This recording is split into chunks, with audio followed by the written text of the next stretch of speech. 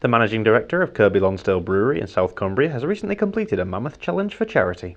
So over the last few months, I've completed in the region of over 5,000 kilometres of bikepacking challenges, ranging from anywhere from Italy, UK, and then out in Kyrgyzstan. So the bikepacking events are a self-supported bike race. The clock starts ticking from the moment you leave the start and stops when you get to the finish. So if it's a 1,000-kilometre event, when you hit that 1,000-kilometre, the clock finishes, and you're fully self-supported.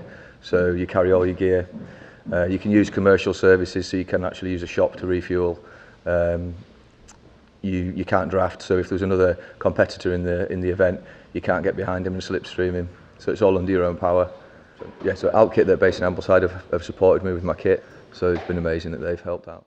The bikepacking events are off-road challenges in which riders are tracked using a GPS system on their bike. I think my first one was in March, and then depending on the event, you need some good recovery time after. Each event has ranged from 25 hours non-stop to 11 days. So the Silk Road mountain race, which is out in Kyrgyzstan, it was 1,700 kilometre self-supported bikepacking race. So my year was basically focusing on that. So the other events that I did was sort of my training to get myself prepared for that event. The temperature range in Kyrgyzstan was -10 to 40 degrees. Some of the events are tougher than others, with one being completed with Stuart's 9-year-old son, and one being all but brought to a halt by weather conditions. Yeah, it's been tough. There's some events that I thought I was going to smash the time on, and I've not completed due to the weather and lack of kit.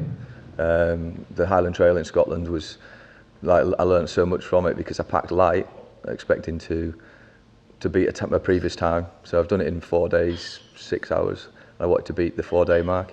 So I packed really light to go, and then the weather it was raining non-stop for 36 hours. So, but that basically what I learned from there was that out in Kyrgyzstan, where there's not a lot of support. Well, there's no mountain rescue out there. The helicopter crashed this year, so in Kyrgyzstan, so there was no mountain rescue out there. So you literally had to be properly self-supported to make sure that if something went wrong, you can keep warm. The 7 challenges were an attempt to raise as much money as possible for a charity close to his heart. I wanted to raise some money for some men's health charity, and I decided on Prostate Cancer UK. I lost my granddad from prostate cancer a few years ago. To tie it in with the events and get some of the local people and public involved in what I was doing, by them donating and just making a bit of awareness and obviously helping a really good cause at the same time. 4,230 is the current total. Oh yeah, it's amazing. Yeah, really good. My initial target was just £1,000. I wanted to raise money, but I didn't want to pester people, going around with will you sponsor me, do this, will you do that? So the fact that people have donated off their own backs as well, and they've actually come to me whilst I've been at work and given me money to donate for the cause was really good. With his fundraising target quadrupled, Stuart can rest for the time being, but assures us that it won't be long before he's back in the saddle. Kieran McFadgen, That's TV.